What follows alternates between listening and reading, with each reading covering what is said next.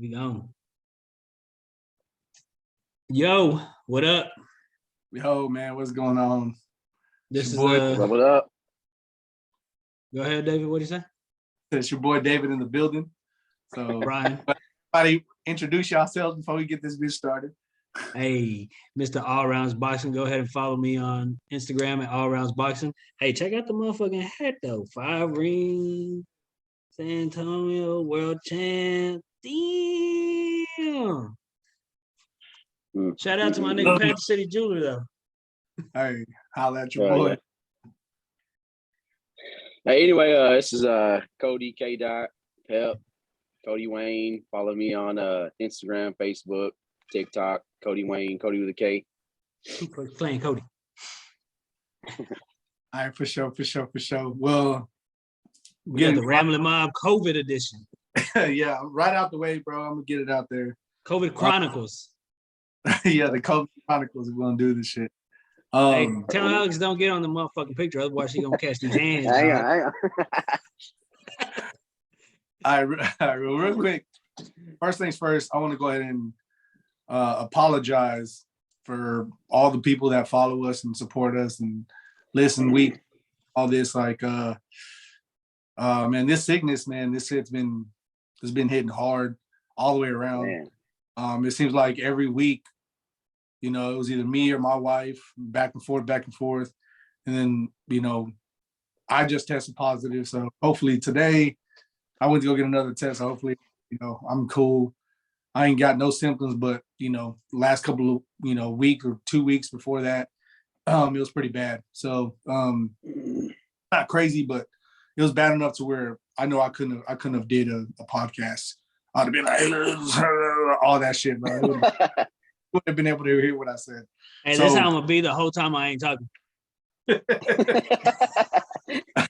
like I said, I just want to apologize for all y'all support. And this is probably going to be, hopefully this is the only time that we do this little Zoom meeting podcast like this. And hopefully from now on, you get us right back to where we were in our zone, and we right back, getting at it. So we had a lot of stuff scheduled, before going in, and we're going to kind of still sway away from that just for the meantime, just because we kind of just wanted to talk about just what happened. We missed so much. There was so much stuff that we were planning on talking about. We were going to talk about. We still have top 5 Lincoln Park that we're going to hit. We're going to still push that to the side until we get everybody, together again. But again, I just want to say, apologize for everybody. Thanks for the support. Thanks for hanging with us, and we're definitely going to get this back going and the way everybody likes it. So, that's all I got to say about that. So I don't know about y'all. Yeah, we won't have an episode next week though. We are? I said we won't because I'm on call. I know people ain't gonna cover my shit. Yeah, I'm on call as well, and I actually need the on call. So, we're definitely missing, but we'll be back at it another week. So, but we kind of wanted to do this little Zoom meeting or this little Zoom, whatever the fuck you want to call it, COVID Chronicles Zoom episode. Yeah, so we can kind of get this back fresh and get everybody back on our side a little bit, and kind of see that we still the same old Ramblin Mob. You know what I'm saying? And we do got stickers like Brian's holding up. We got some stickers. Where we go, we're gonna throw them on wall stalls, everything, bro. Stop on the city. We gonna get caught up with some vandalism type shit for sure. Hey. Jail. Hey, Oscar already has 2 of them. I gave Oscar 2. He has one for his hard hat and one for his laptop. Shout out to my nigga Oscar. There you go. That's what's up, bro. Shout out, OG. Appreciate that, OG. Yeah. Yes, sir. Well, before we go into some of the stuff that I really don't want to talk about, but we will. I got a lot to talk about on that. But Brian, do we have anything to talk about on the boxing front? Man, no. Nah, there's a few fights coming up. We got Keith Thurman versus Mario Barrios, which is stupid that it's on pay-per-view for $75. That's actually is it next week? No, it's actually in 2 weeks. $75. It should not be a fucking pay-per-view. Is it even a title fight? No. Nigga, Thurman hasn't fought in maybe 2.5 years. Barrios just lost. Oh, he lost to Pacquiao, right? Yeah, and I won $50 off that. Oh, Hey, That's when it all started. you know what we need to do? We need to keep a ledger on how much money you win on all your bets. That's what we need to do. Hey, come on with it. What y'all want to I'm buy gonna with report it? that shit to the shit, whatever. Hey, lend it to David because he's got to buy a bottle. So We was gonna get to that. We was gonna get to that. bro, hey, did we say it was gonna be a handle? Yeah. I swear I don't remember that, but I'll buy a handle. I think it was the Like winner's discretion. The what? I think it was winner's discretion. Whatever the winner wanted, you got to get it. Yes. 13. No, I would have been fun. Nigga about to buy it all. Johnny Walker Blue. I've actually tasted some of that shit. That shit's not that good. Really? I ain't never had it. I heard it. I heard it was expensive. So that's why I said it. I got a PlayStation 4, so I'm broke. Man. Facts. We got PS5s around here, dog. Hey, I just raffled one off last week. I was supposed to announce it on Facebook, but your boy got locked up again. Finally out, finally free. But one of my homeboys won the PS5. He entered twice, so he spent $80 and got a fucking PS5. There you go, bro. There was a guy that bought $400 worth. 400, right? 10. Damn, you might as well just bought one. That's what I said, and he didn't win. I felt 100. bad. I was like, damn, like this nigga's paid $400. Hey, you didn't put a gun to his head and make him buy 10. Well, no, it was crazy. It's like he bought maybe 5 first to begin with, and like I think somebody else had bought a number at that time. And then this nigga was like, oh, let me get these 2 other numbers. And then like he sent me over the amount and he was like, oh, well, I'm gonna go ahead and get 3 more. I was like, damn, nigga. All right. But you only did 25, right? Huh? You only did 25 raffles? 25 slots.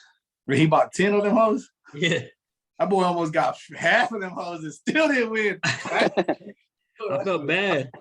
Man, I feel sorry for you, bro. I'm sorry. Hey, but also on the boxing thing, we got Gary Russell Jr. versus Mark Magasoya or some shit like that. That's fine. That's happening this weekend. But you butchered all these names, yo. Like hey, I just be watching. And then we got apparently there's talks of Charlo versus Canelo for the Cinco de Mayo fight. Oh, so you saying that Canelo ain't gonna fight the Paul? No, he's not. Boy, fuck out of here.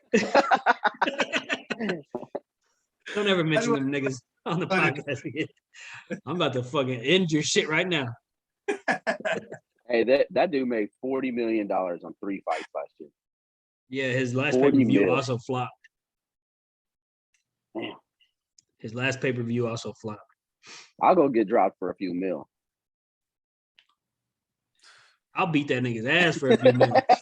Fuck you talking about? That shit's crazy how they be signing contracts and all that shit, bro. Because if you decided halfway through, you're like, man, fuck this. I'm gonna knock this dude out, and then you hit him, knock him out, and then you're in breach of contract, and then now you owe him money. It's like, nah, yeah, fuck all that. Anyways, fuck all that. But yeah, we got Joe Smith Jr. He fought on Saturday and he won. He won by knockout, I believe it was. I heard there was things about him fighting Canelo. Well, possibly. I mean, they're just throwing his name out there now, pretty much. Okay. But also, per sources, 130 title unification fight between Oscar Valdez and Shakur Stevenson. Now that would be a fucking great fight. Shakur Stevenson will come out victorious. He will show great defense, show great offense. Valdez won't be able to hit him that much. And I'll put a good amount of money on it. Hey, not speaking on that division because I don't think it's that division, but I forgot who said it. You probably would know. Somebody came out and said that Errol Spence, that his eyes probably never going to be the same again, like confirmed. So I'm guessing it's just based off the insider shit that he's doing because he was a former fighter. forgot who it was, bro. I don't know if it was Yeah, he actually looks like Debo now. does he? No. No.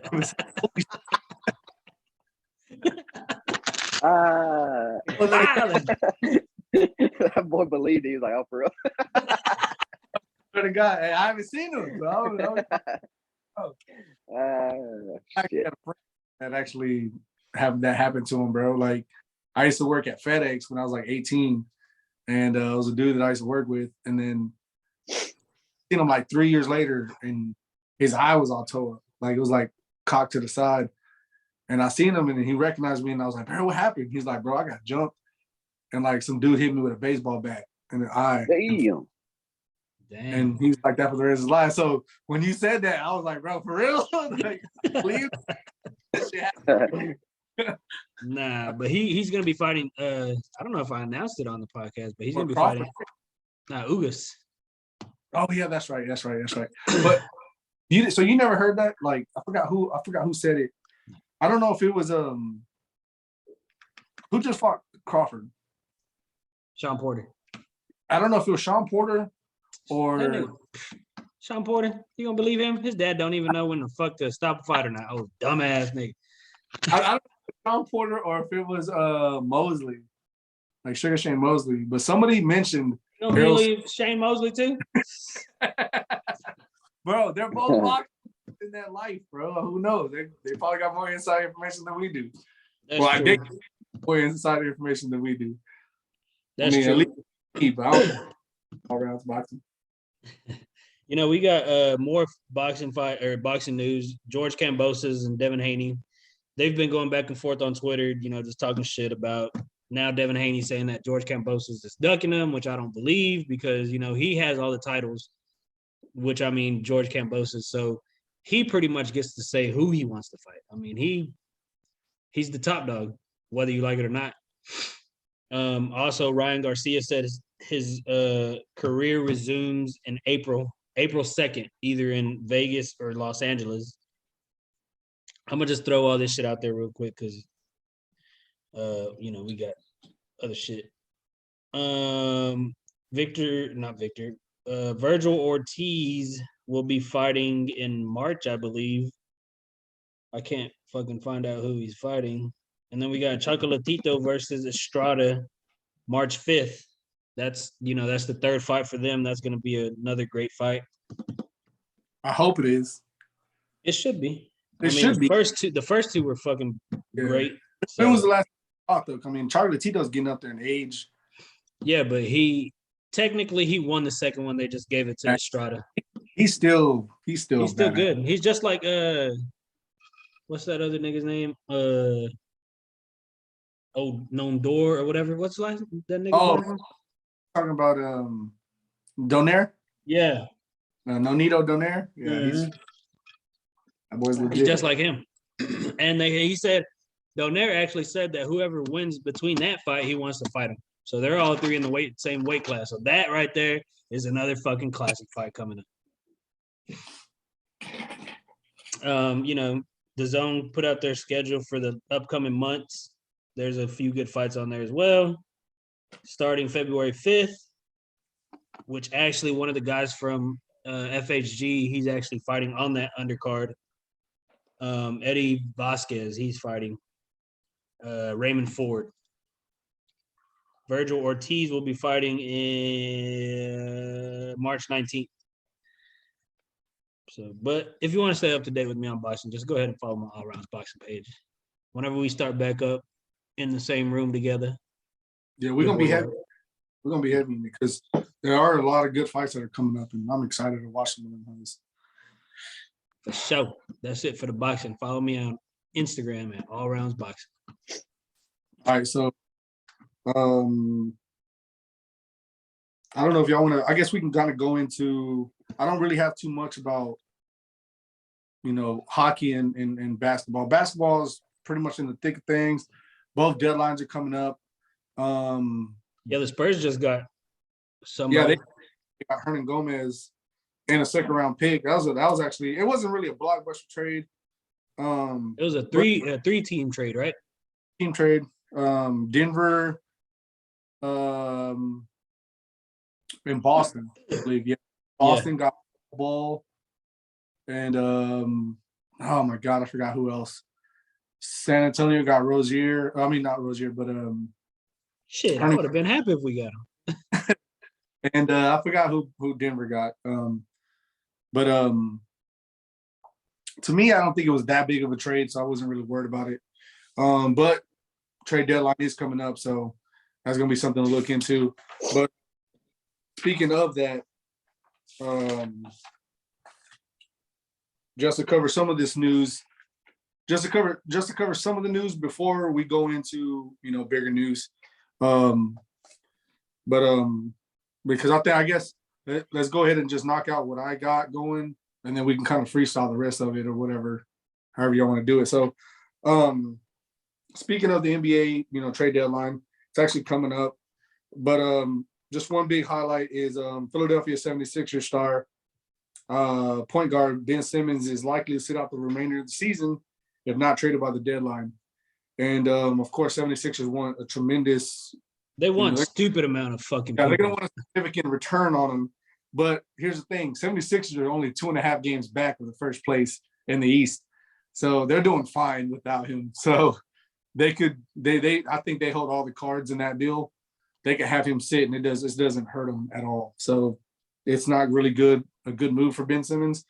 But then again, that just shows the problems that are in Philadelphia right now. So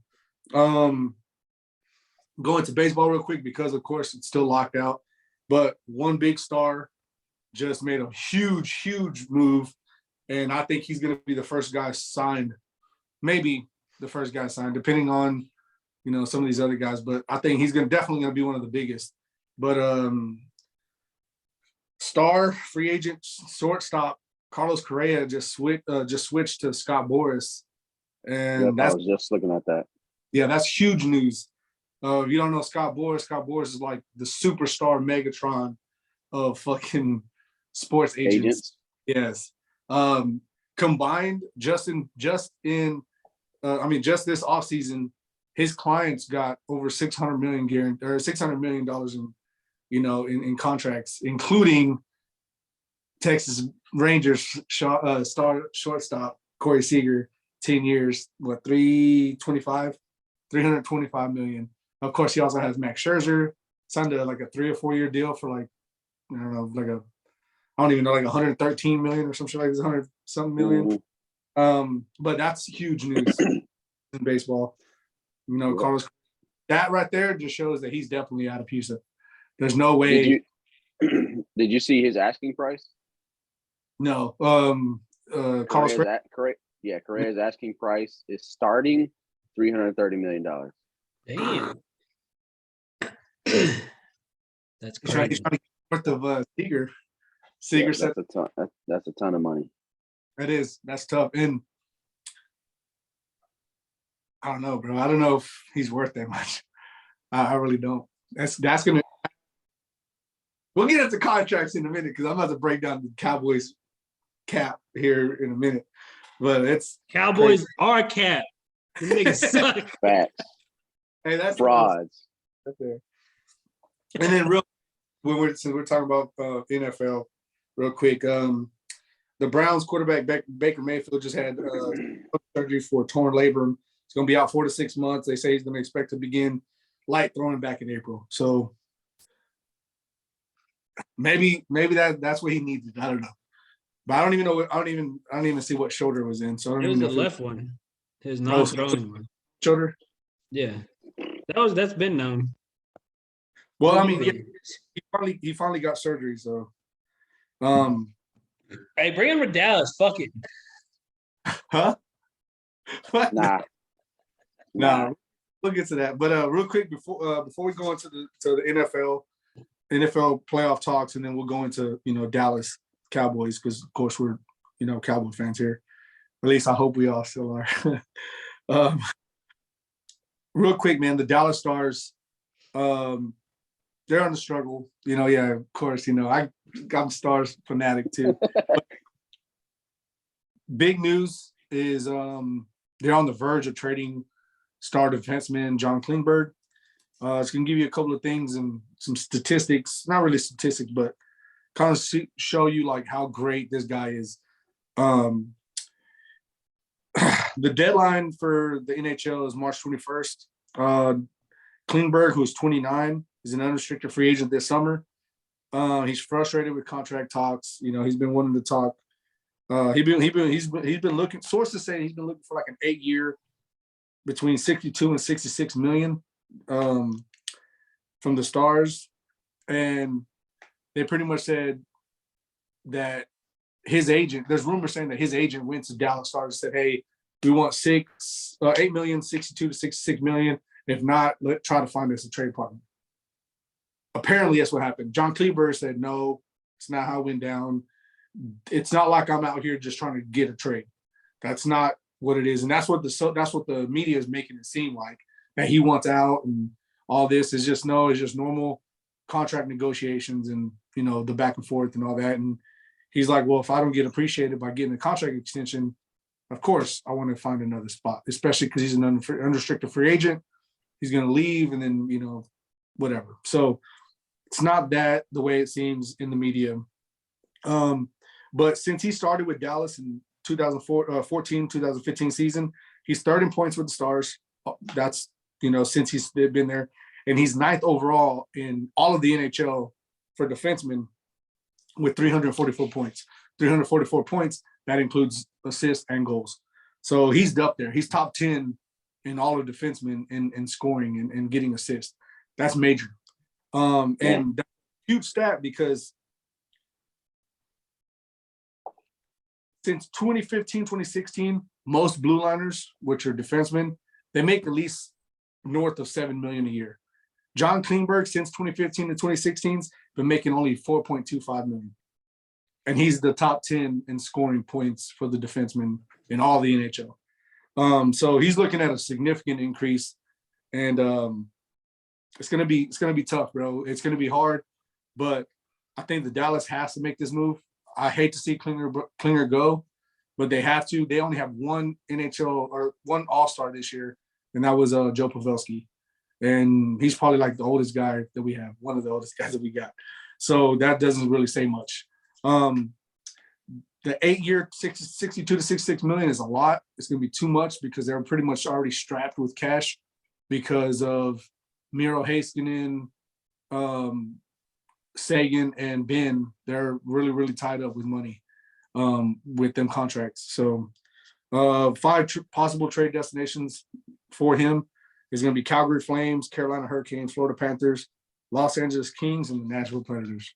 So Predators. Yeah, Predators. So terrible, bro. So when the news comes out, whenever they make this thing, it won't be the first time you hear it from us, but we'll definitely break down that. It might be if they ain't hockey fans. It could if it happens on a Wednesday around the 7th. We'll definitely break. You know what I'm saying? So, but again, like I said, deadline's March 21st, so we got quite a. Hey, so with those teams that you named, though, do you see? I mean, is there anybody like you that you would have your eye on? Is there a good return that we could get, or? Yeah, I think all but like 1 or 2 teams can like give a first round pick. I think Calgary and I think it was like Florida. They don't have a first round pick. They'll have future picks, but they don't have first round this year. So you're looking at they're definitely looking at bringing in young talent in return. But I think Florida will be the one that's going to be pushing the hardest, only because I think they're in a great position to win a championship. They're that good, and they got a lot of young talent, and I think they're willing to do whatever it takes to get the guy that they need to be that piece that helps them put them over the top. Carolina as well. Carolina is that team too. Carolina's great as well. So, but Carolina also, I think they don't really have first round picks. You know, they're all future picks. So you're looking at bringing in young talent you might as well. You know, you got a lot of young talent on this team already. You got a lot of older guys, older vets, but, you know, definitely need to bring some new guys in, especially if you can get rid of somebody who's disgruntled and is going to want a big major payout that Dallas afford. You might as well get them before the unrestricted free agency happens. So it's going to be exciting. Again, like I said, I don't like to see Klinger go because when he came in, man, he was phenomenal. He was great. He was one of the best defensemen. I think for like the first 3 years he was here, he was like the top 3 defenseman in all the league. So it's tough. It's tough to see him go, but, you know, top 10 in points for all defensemen and top 3 in scoring for stars, bro. That shit's, it's going to be hard to replace. But if they can get a good haul, I think it'll happen. I think it'll be good. But, you know, we'll see. You know, it's going to be tough. But, you know. But we definitely got to go to another. We're really real shit. We definitely got to go to another game. Oh, for real, yeah. B, you got to go to the next one, dog. That shit was so lit. Yeah, I'm glad I didn't go to this one. Y'all niggas got COVID.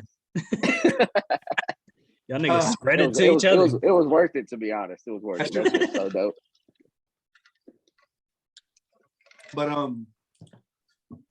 let's go right into the NFL playoffs, bro. Like, I don't really want to go into NBA. Not really much to talk about, except for, you know, LeBron stat checking on the fucking bench and shit like this. But we won't talk about none of that. But NFL playoffs, bro. Guess we'll go through the AFC first. Of course, we already before we do that, we did have the bet going. Yes. Oh, yeah. Well, I don't have the numbers in front of me because I'm using my phone for this. But yeah, Brian ended up with you did end up winning, right? Yeah, Brian ended up winning. By what? By one? I think so. I don't have the numbers in front of me. I know, David, you're down like 15 games. So I was just looking to see what I was gonna buy. Was it the one you changed though? Because I know you changed the last minute because y'all literally y'all were tied. We were literally every single game. Yes, y'all were tied. It was a Saints game, right? Yeah. Yeah. But we were tied. Like David's saying, we were tied the whole time. And it's like the exact I was same like, well, because I was like, well, fuck, let me go ahead and pick the Rams. But then that's whenever Cody was like, oh, well, we need them to win or whatever the fuck happened. Yeah. And then I was like, all right, we'll go ahead and go with the fucking Saints then. And your boy came through. Doing the clutch, bro. Came through. I mean, because So, if not, then how would we have determined who was the winner? Coin flip. Yeah, you're right. You're right. Lights, bro. On some Friday Night Light shit. Yeah, so Brian ended up winning our 2021 season prediction. Hey, so champ is here. David got to buy him a bottle of his choice, handle of his choice. I already know what it is. Nah, since we I already got it reserved over there, bro. They got it hiding for it. They got it. They got Louis the 13 out there. They got Louis the 13 out there. I got Louis the 14, dog. Bootleg version. This is half the price. Yeah. That shit's still a lot. Hey, at least I won in something because I didn't win in fucking fantasy. Boy, I got second place in one of my leagues. That's I won $70. I spent $250 a lot, and I won 70. So, damn, I spent a lot and didn't win anything. But I'll be having 3 leagues next year. I'll be doing a $100 league, a $50 league, and a $20 league. Hey, so you trying to holla at your boy Brian? Holla at your boy. Yep. I'll probably just be in those 3 leagues anyway. All right, so let's go through of course, last weekend was the AFC wild card, or both. There was a wild card weekend. Mm-hmm. AFC had the Vegas Raiders versus the Bengals. Bengals, of course, you know, I think shit out of them. The score didn't show it, but it was they handled them. Yeah, it was 26-19. Bengals move on. They're gonna play the number 1 seeded Tennessee Titans, which I think that's gonna be a phenomenal game. That's gonna be tough. And I'm personally rooting for Bengals, but I think Tennessee's gonna take it. I think Tennessee's just because Derrick Henry's coming back, ain't he? Yeah. Yep. But then again, you never know, bro.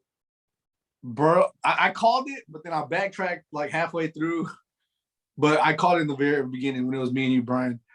Jamar Chase and Joe Burrow, that combination is fucking crazy, bro. And I think it was like all the allegations and shit is kind of like made me kind of backtrack and shit. He struggled with in the beginning, and then he turned it up, and they're lighting it up, bro. They are lighting it up right now. So watch Natty. Then you got the Buffalo Bills fucking blowing the fuck out, just blowing them out. I thought the coach would have helped him win. I mean, you know, since Cody always says shit about the coach. I thought they were going to the Super Bowl, dog. I thought he was going to take it to the Super Bowl. I thought. This nigga Cody don't know how to pick teams. Give him some time, all right. They look pretty good, bro. Not against the Bills, nigga. What you talking about? First time in, you know, hey, I didn't even think they were gonna make the playoffs, dead ass. Like, so they showed me something. I think Buffalo, bro, they're out here to make a statement. Like, they're for real, they're gonna make a statement. 47 Bills over Patriots. 47-17. Yeah, 47-17. Can't believe Bill Belichick let that happen. Then you got the Chiefs. First time in 20 years. Yeah, the Kansas City Chiefs blowing out Pittsburgh and, you know, retiring, you know, Big Ben in the playoffs. 42-21 Chiefs over Steelers. You got Buffalo, Kansas City, Cincinnati, Tennessee. Real quick, who y'all got? For who? Cincinnati, Tennessee. Who y'all got? I'm gonna go with Cincinnati. Yeah, I like Cincy too, man. We're gonna do a bet for this one too, or what?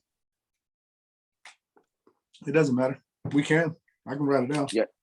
Yeah, write it down. We could do that. So who you got? I got Cincy. I like Burrow. I like Chase. I'll take Cincinnati. And you know what? I picked all the winners last week too, so go ahead and put me down for them niggas too.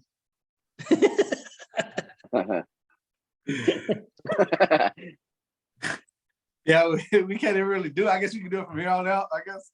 Yeah. Fuck the wild card. Fuck the wild card round. We're going division on up. Yeah, that's fine. All right, so y'all pick Cincy. Yeah. And you're going with Tennessee? I mean, you already said it, but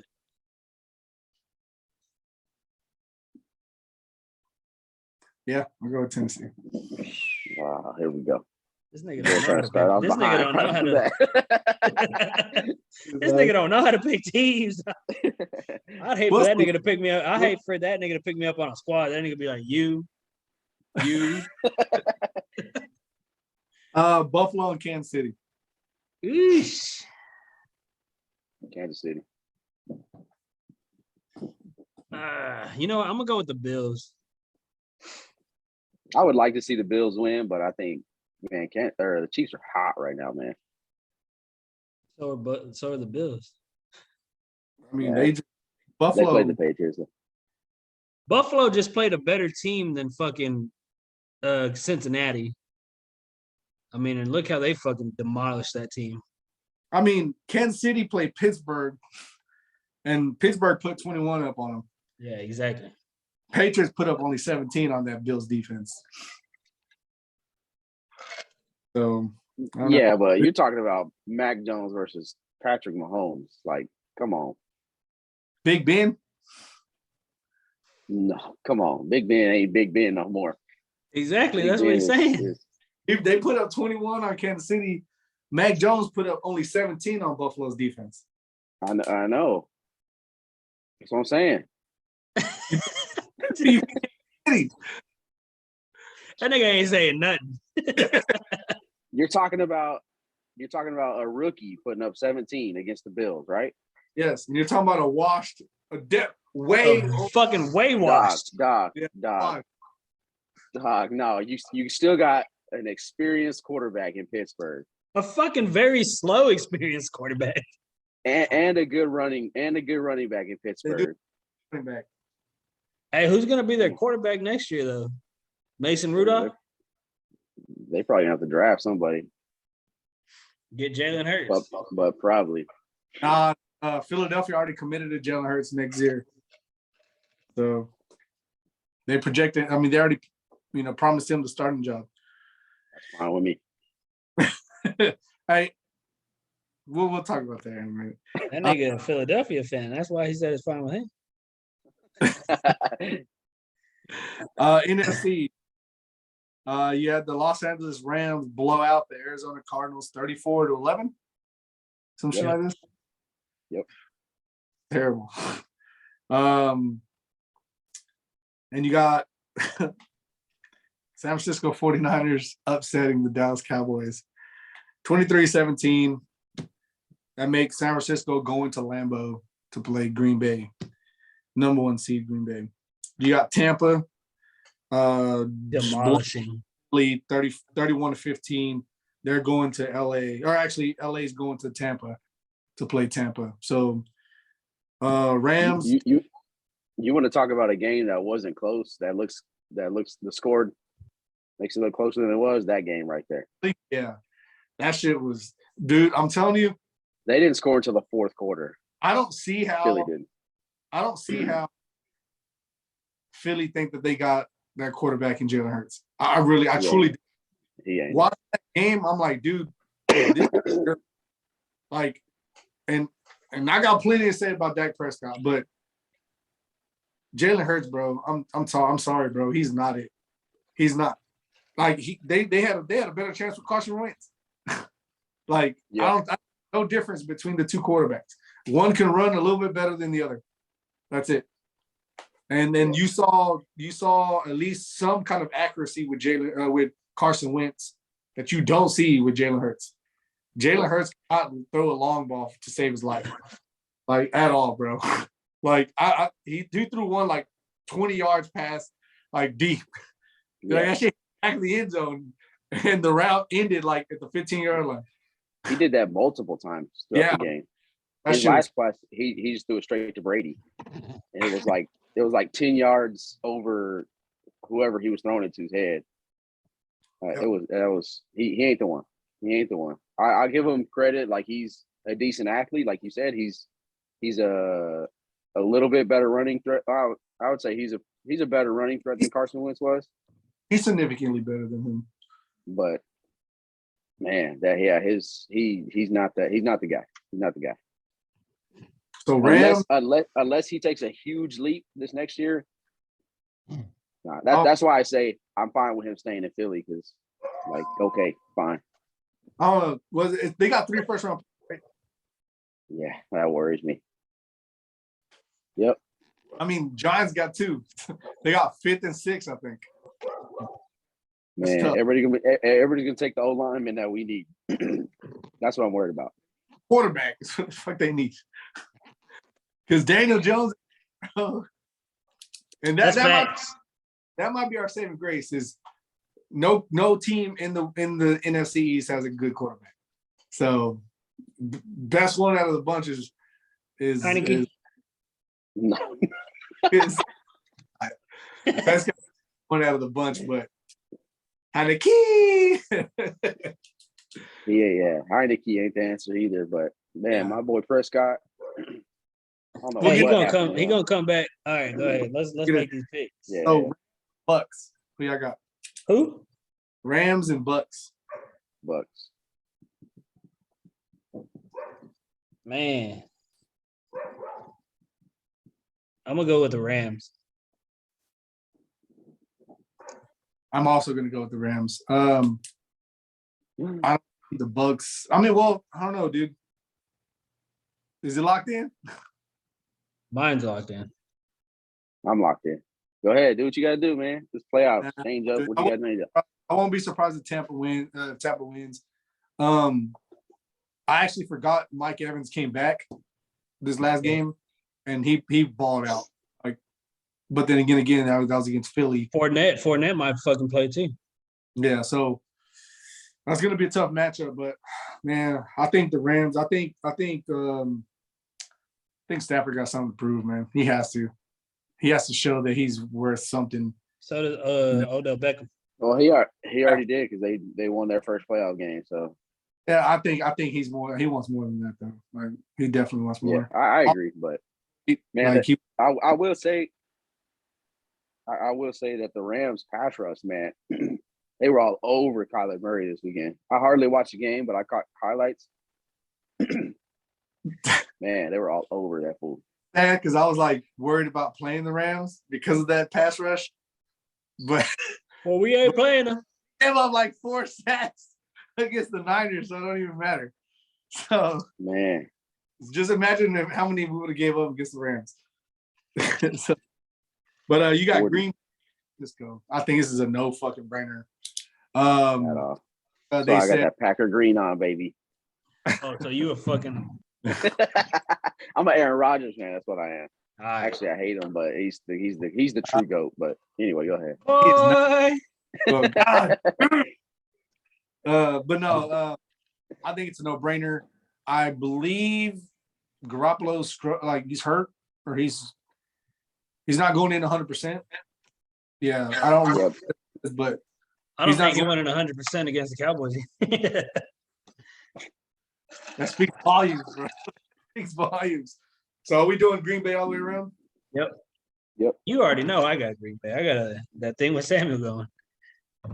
Oh yeah. All right. So divisional round, you got Bengals Titans. That's going to be Saturday, January 22nd at 4:30 on CBS. 49ers Packers night game, 8:15 prime time on Fox. On Sunday, January 23rd, you got the Rams Bucks at 3:05 on NBC. Then you got the Bills and Chiefs prime time 6:30 on CBS. So anything else before we go into this fucking long Cowboy talk? Nope. Fuck the Cowboys. Psych. All right, so 23-17. Cowboys lost to San Francisco in Dallas. I predicted this was supposed to be the year that the Cowboys won the Super Bowl because of how many people they're going to lose and contract structures and just a whole bunch of negative things that are going against the Cowboys coming into this offseason. I thought this was the best chance they had. Now, of course, if you live in the Metroplex, you know, if you're a Tolo, if you listen to the 105 through the Fan, they preach about overvaluing these positional players, overvaluing the talent. You know, they give too much value in talent that's not really that talented, just based off what they've been here, the familiarity, mainly Jerry Jones, the GM, kind of, you know, I forgot how they say it. I guess they don't evaluate them correctly as far as projecting them to what they're supposed to be. You know, they projected them higher than what they actually are. And a lot of that. Are you talking about? I'm talking about the raw period. Yeah. His GM and the staff, they overvalue these players that aren't that valuable.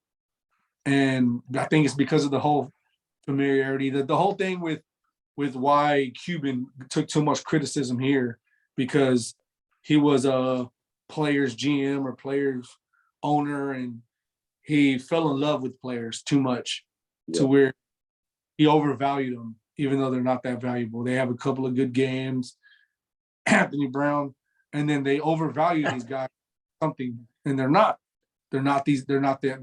these guys here. Now, of course, we can go with different directions. We can talk about penalties. We can talk about all this stuff about how the Cowboys messed up this year. A lot of it is penalties. They hurt themselves. But you know, they are facing a lot of problems coming up, a lot of big ones. And the number one is free agency. They got a lot of unrestricted free agents. They got 22 free agents coming up. And just real Jesus. Forgot where I saw that, but they categorized in 4 different they broke them down into like 4 different categories. I'm gonna start with from the bottom going up. You got the backup rows, and this is just unrestricted free agencies. Then you got 1 restricted, and that's a linebacker. So backup rows, you got Francis Bernard, Maurice Kennedy, Luke Gifford, which is a restricted free agent. Jeremy Sprinkle and Corey Clement. Solid contributors. You have Noah Brown, Ty of on Vesky or whatever the fuck his name is. I don't know what the hell his name is. Oh, Inseki. Yeah, Misaki. Brent Urban and Carlos Watkins. Starting potential or material. You got Dorrance Armstrong, Malik Hooker, DeMonte KZ, Keanu Neal, Jake McQuaid, Leighton Vander Esch, Connor Williams, and Cedric Wilson. Difference makers, you got Randy Gregory, Dalton Schultz, who Gregory and Schultz, I think they actually can get franchised. We need them. Yeah, Schultz actually has an $11 million cap hit if they franchise him. I don't really know Randy Gregory's. I didn't check it. You got Michael Gallup, J-Ron Curse, and Brian Anger, the punter. Hey, we need the punter. Fuck you, Tom. For real. So For real, that dude's a weapon. Yeah. So before I go anything, I'm just gonna kind of give you the projected 2022 cap hit or cap, the NFL cap, and then where the Cowboys kind of stand. The projected cap is about $208 million. That's what the cap's going to be next year. Cowboys could roll over about $3 million, $3.5 million. So top 51 is what they call it. That's 51 players. So, you know, they're going to have a little bit more over their starting roster when they do the cuts. They're going to be $11 million over the cap. They got $7 million in dead money. And most of that's with Jalen Smith. So with that being said, over the cap at $11 million. This is the top 10 cap. Well, first of all, out of all the guys that I just named, mainly the difference makers in the starting lineup, everybody else is kind of just hit or miss. They can bring them back on little smaller contracts. The difference makers, the top 5 difference makers, you got Randy Gregory, Dalton Schultz, Michael Gallup, J-Ron Curse, and Brian Anger. Who y'all bringing back? Gregory and Schultz. So I mean, I wish Michael Gallup, but ain't no telling how he's gonna do after his recovery. I mean, obviously the punter too. Yeah, I'm definitely bringing the punter back because I think special teams is undervalued. I think a big part of like the Patriots' success in the past was due to their special teams play. I'm not saying it was like, you know, as important as the offense, but you know, those block punts and those pinning them in between the 5 and 10. Switching field position, that's so important, man. Like that's it. Just crazy how much they're drive how different they are. It's crazy how much different. Like looking at last year's punter and special teams and all that shit. Like we never started like past the opponent's 40 last year, like ever. Like we were always pinned back in our own territory starting on offense. And we never did that to opposing teams. So I would definitely bring that dude back. I don't see us bringing back Michael Gallup, even though I do like him. And then we got to bring back Randy Gregory. We have to. Well, no J-Ron Curse. If not, I like him too. Yeah, I like him too. I think he's got that dog attitude that he brings to the defense. And he's always around the ball. He's always around the ball. So y'all talking about bringing Garrett Gregory, Schultz, Curse, and Anger, and then cutting or just letting Gallup go. Now, of course, well, what I'm about to talk about as far as like the top 10 cap salaries that we have, cap hits, that's gonna make or break this decisions here, because there's some big contracts that could affect all this. So Dorrance Armstrong, Malik Hooker, DeMonte KZ, Neal, Jake McQuaid, Vander Esch, Connor Williams, and Cedric Wilson. Starting potential, you know, where would y'all go as far as if y'all were to pick two or three of them, where would y'all go?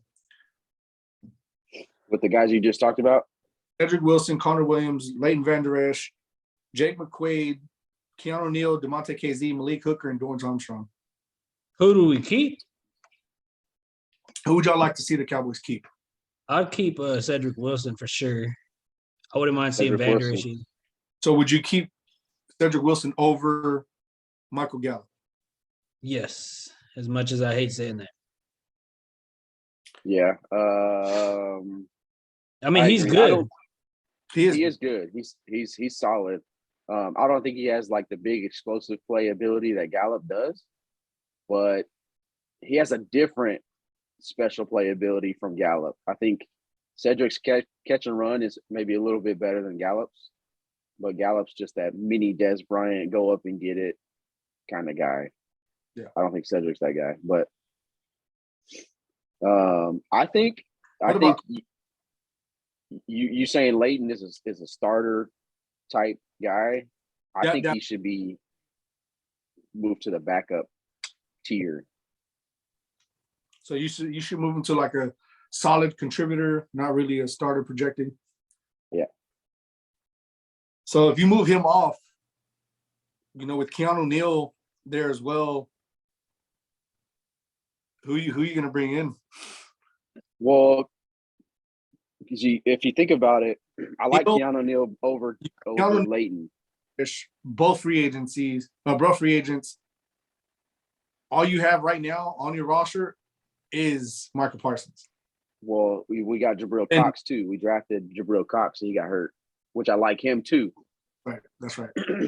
But I would bring Keanu Neal back over Leighton.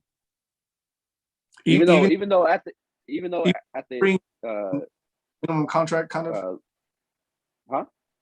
Let's say you could bring Leighton Van Der Esch back on like a minimum contract. I'd bring him back. Now, if he's going to cost you a lot toward the cap, I can see why we just be like, nah. But I just don't think anybody's going to be in on LVE like that. I don't think nobody's going to go out and give him, $8-9 million a year. I think he had a few great games though, so I mean, I wouldn't mind seeing him with the minimum salary. Yeah. He did have good games, especially at the end there. I think he played well those last few games, but that's why I go back to say like he's a rotation guy. He's not a every down guy or like a Micah Parsons. Definitely not like Micah. No. Yeah, he's just a contributor, and I think I also say, go ahead, my bad. No, go ahead. I said I also say not to get rid of him because I have his jersey. Yeah, like bro, they're gonna get them custom ones now. Hey, for real, bro. For real. Get the double zeros. Just like my Spurs one that I ain't worn yet. Hey, I got a jersey that I've been waiting to premiere on the podcast too. So which one is it? Y'all ain't seen it yet. It's a new one. It's an Eagles jersey. You gonna come up like that? Hell no. Never. It's for you, babe. No matter how pissed I am about this fucking organization, I'll never resort to that ever. Oh. All right, so real quick, I'm gonna try to go through this as quickly as possible, just because there's so much to go through. But I'm gonna give you the top 10 Cowboys rosters or Cowboys cap hits contract wise, and a little bit of stats on each one. So I'm gonna start off with, of course, the highest paid, Dak Prescott. He has a cap hit of $34 million, 34.4. He's 28 years old. He went 4-10 for 596 for 4,449 yards. He had 37 touchdowns and 10 interceptions. He had a QB rating of 104. He had 4 rushes for a touchdown for about 146 yards. Now, Prescott started 16 of 16 games, and the biggest one, I had to actually go to different sources to make sure that this stat was right. He had 14 fumbles with 6 of them lost. God damn. I didn't know that. Well, he had one in the San Francisco game. He recovered it. 14 fumbles as a starting quarterback, and he lost 6 of them. He almost lost half of the fumbles that he actually caused. So what is that in relation to the rest of the league? Like, where's he at? that I'm not sure. Do you know? But I'm pretty sure. I'm really pretty sure it's up there. Now, if they restructure Dak's contract, they can save up to about $15 million. That's going to be the highest of any restructure they actually do. That's what they need to do. Yes, so they definitely need to do that because you sign a $100 million contract, you give up. I mean, you don't actually give it up, but you have 14 fumbles, you lose almost half of them. Now you did put up 4,400 yards. You only give up 10 interceptions, QB rating of 104. All of them are great stats. Broke the Cowboys record, single season record for touchdowns thrown. It's all, hoopla bullshit. Fact, lost in the clutch. We need to restructure Zeke's contract too. Well, I'm getting to that. Next is DeMarcus Lawrence, 27 cap hit. He's 29 years old. He played and started 7 games. Of course, injuries. But he had 19 tackles, 3 sacks, 5 pass deflections, 1 interception. Of course, there was a pick 6. He had 2 forced fumbles. Through 7 games, that's not bad.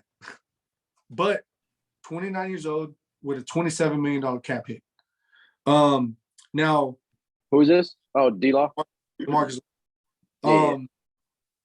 That's tough. That's a decision they're gonna make. They're gonna have to make a decision on between him and Amari Cooper, which Amari Cooper has a $22 million cap hit. He's 27 years old, 68 receptions for 867 yards, 8 touchdowns, and 1 fumble. Now, of course, Cooper started 15, played in 15, started 14 games.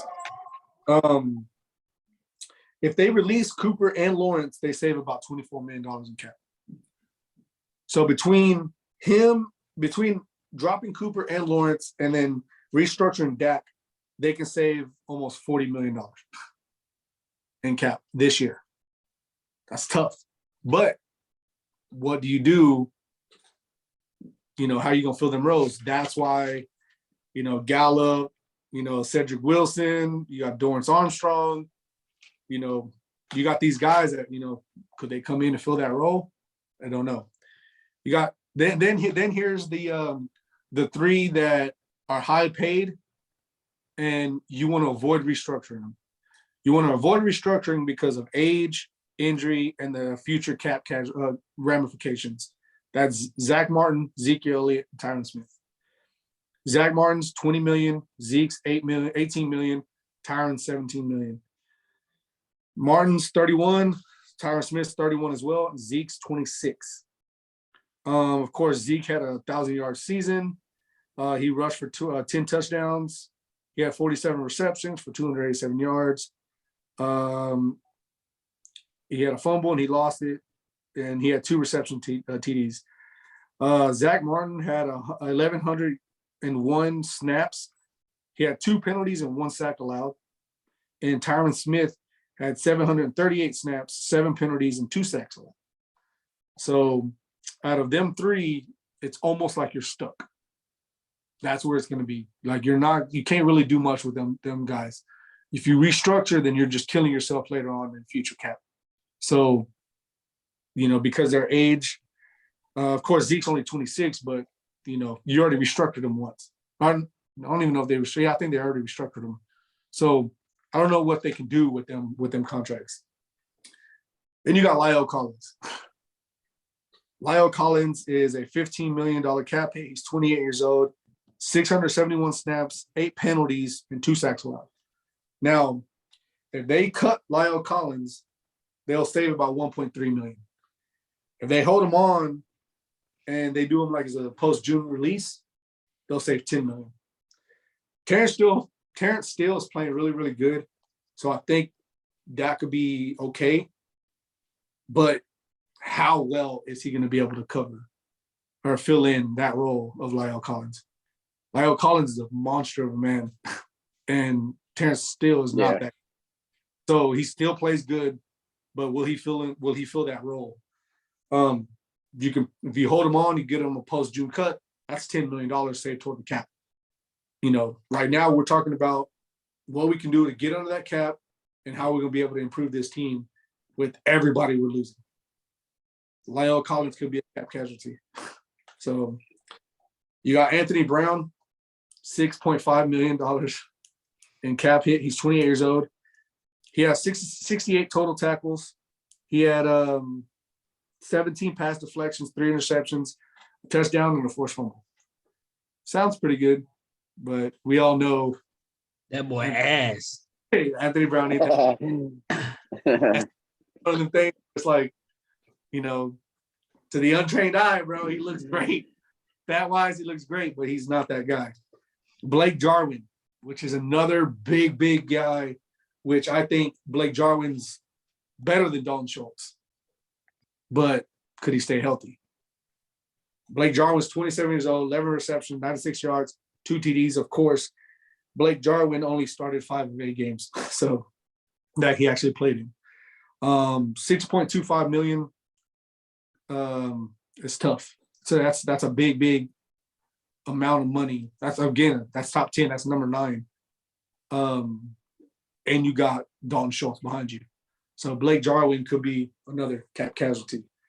Then you got Jordan Lewis, $4.6 million, 26 years old, 59 tackles, 1.5 sack, 11 pass deflections, 3 interceptions, a forced fumble, and 2 fumble recoveries. Jordan Lewis is top 10. After that, you got Michael Parsons. So we're not going to go into the rest of them, but this is the top 10 on what the Cowboys need to do and what they have in front of them as far as cap restructuring, who they can cut, if they cut, how they're going to be able to fill them roles. They got huge questions coming into the offseason. And this is why I said this year was the best time they could win the Super Bowl, because they have big holes to fill. They have, of course, they're going to have a low pick in the draft, the bottom half of the draft. And you're going to get rid of some of your stars, and hopefully you can bring in some young talent. But I don't know. Right now, you're $11 million projected to be under, and you got $7 million in dead money. So I don't know, man. I mean, what are y'all thoughts on it? Like that, to me, that's why I was so worried about this year and how the Cowboys were going to play and how I was going to, going forward, because of these things right here, what I just said. They're huge problems.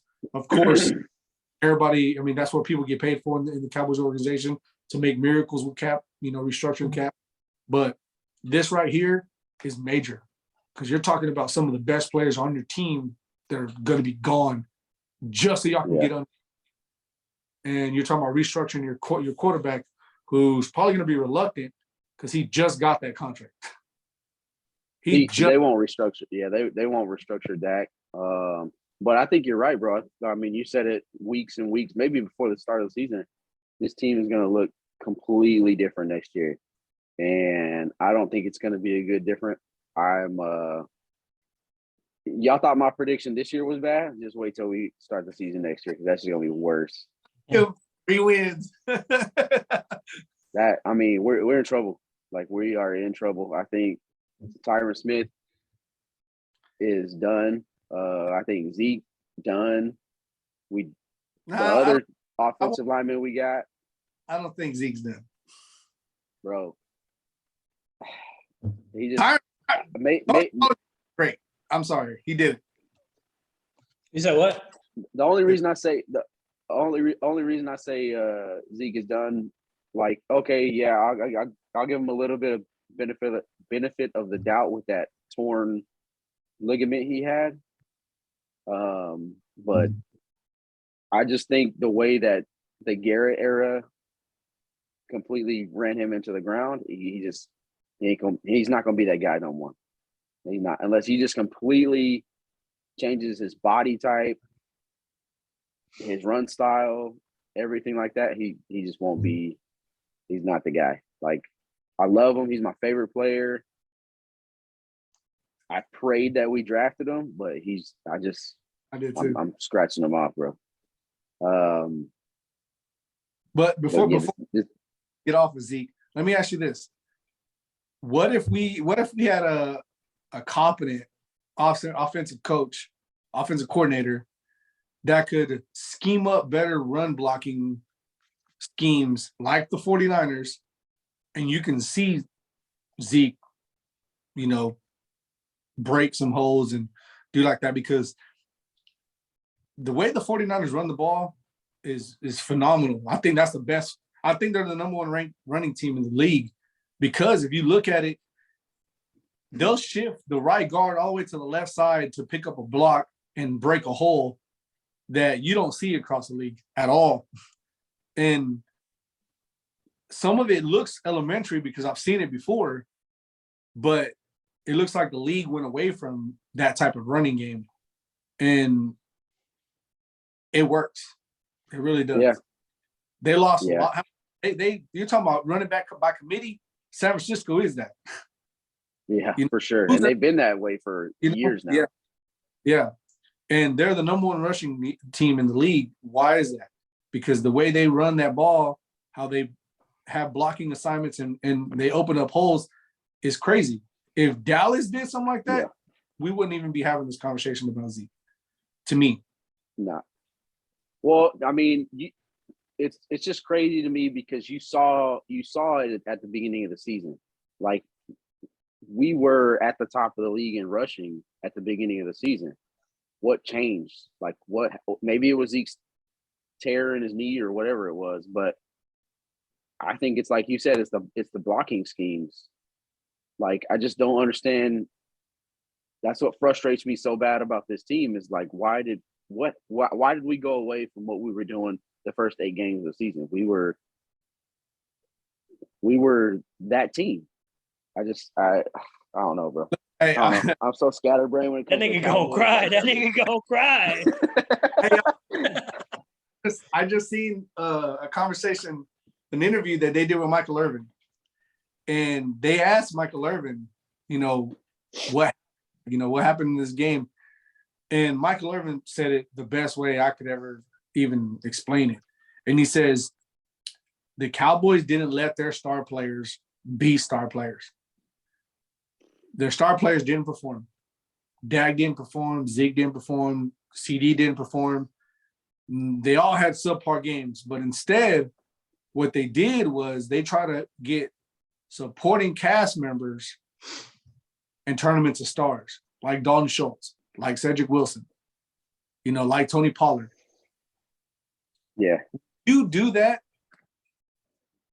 you make it easy for your opponent to just kill you, because your stars have to be the ones that are making these plays. You don't need to be doing these fucking trick plays when you got a star-studded fucking offensive team. I don't know what the fuck doing with this shit. I was having to get rid of Kellen Moore for sure. Yeah, I was having a conversation with that, and they were talking about he was talking about oh well, Kellen Moore's supposed to be, the next big offensive coach who's going to be a head coach someday. I'm like, I'm sorry, bro. He's not. I remember seeing Kellen Moore back in Boise State. Yeah. That boy didn't have it as a quarterback. I don't see how he's that great. Now, he could have been an assistant coach, but if you think that Kellen Moore is going to be able to fucking make it and make a big impact in this league by doing trick play, you're out of your fucking mind. We saw how fucking what was that shit called? The Wildcat? We saw how that happened, how that worked. It failed. I mean, it looked good in a couple of games. They probably won a game or so, but Wildcat ended when it began. Yeah. Them niggas need to put me in as the coach. Niggas be undefeated, nigga. Yeah, man. I agree with what Michael Irvin said or what you said. And then Troy Aikman also had something good to say as well. Who? Troy Aikman. Oh. He said it was frustrating watching that game because he noticed that a lot of what the 49ers were doing defensively, there was a lot of one-on-one. Boy left. There's a lot of one-on-one coverage, like with CD Lamb. I think Amari Cooper had some one-on-one coverage, and we dink and dunk to Zeke or Schultz instead of throwing the ball up and letting your playmakers go make a play. He said if he would have seen that when he was playing, Michael Irvin would have had over 10 catches in the first quarter or the first half. The way that the 49ers were playing defense against our receivers, because he knows most of the time Michael Irvin's going to go up and win those matchups. Yeah, for sure. And that's what I was saying the second half of the season is that's what happened to Dak. Dak stopped looking for those plays. He stopped looking down the field. We stopped throwing it down the field. As soon as we throw it down the field, Amari Cooper catches a 40-yard touchdown pass that we desperately needed in the first half. Like,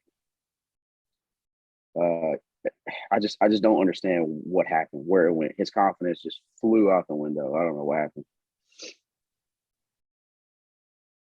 I can't explain it either. The only thing I can tell you though is, like I told y'all before, if it was an injury thing, I would be more comfortable with it being an injury thing.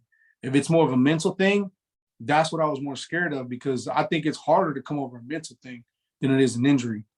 If he was injured, if he was hurt, then he knows he still has that confidence. He can get them plays done when he's healthy.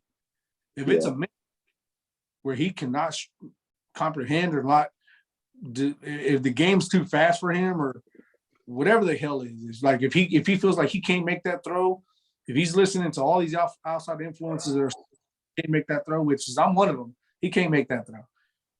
But if he's letting all that get to him, he's not that quarterback. He's not. And the Cowboys are in trouble because they just signed him for what, a 10-year deal for $100 million? Yep. Or whatever the fuck it is, 7 years. What I think is going to happen is what I think is going to happen. He's going to come out next season, proving everybody wrong, myself included. Hopefully, Zeke's going to do the same thing because everybody's talking shit about him right now. Like, like, oh, he should have did this, he should have did that, whatever. I think he's going to see all that and it's going to hype him up. He's going to come out and, all right, nigga. Like I'm a dick. I'm gonna tell you. I think I'm hoping Dak's gonna be fine. I think Zeke's gonna be fine. I'm pretty sure Zeke's gonna be fine. Randy Gregory disappointed me. He had some penalties, some costly penalties, but the whole fucking team. The penalties is what killed it. And they were saying, this is the problem with the Cowboys. Is Jerry Jones is a GM, and it's because across the league you'll never ever see a GM be okay with the team coming out and being like, hey, refs this, ref said this, ref did this, ref did that, ref did this. That shit don't happen. It don't happen in the league. Why? Because the GM's like, hey, bro, get that shit under control. Don't put that in the air. Like, that is not okay. You keep that shit in-house. Don't ever publicize how you feel toward the refs at all. That's not. And for that to be that culture, that has to start from the top, and that's Jerry Jones. Somebody actually said, everybody's criticizing like players and all this, but nobody's ever talking about the record that the Cowboys have since Jerry Jones took over GM, and they have been absolutely terrible since he took over GM. And I don't think I just wish one day I wake up and I actually hear the news where Jerry Jones finally says enough's enough and he walks away from being a GM. Oh, I thought you were gonna say, hey, boy, dad or something. God damn. That nigga, wow. That nigga, wow. All right, so that's it for the Ramblin Mob.